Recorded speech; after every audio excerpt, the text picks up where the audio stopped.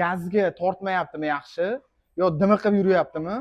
Hozir men sizga bitta lifehack ko'rsataman. Videoni ko'rishda davom etib turing. Albatta bundan keyin sizning mashinangiz zo'r tortadi.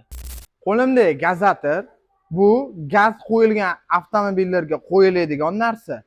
Buni teshigi juda kichik bo'ladi. Mana bitta teshigini kattalashtirib qo'ydik. Bu gaz o'tishini miqdoridan ancha ko'paytirib beradi. Shuning uchun mashinalarni tezroq tortadi. Xuddi shu ko'rinishda gazatorda 3 tomonni 3 ta teshigini kattalashtirib olasizlar. Lekin bu narsani rasxodga katta daxli bor, chunki rasxod ko'payib qoladi.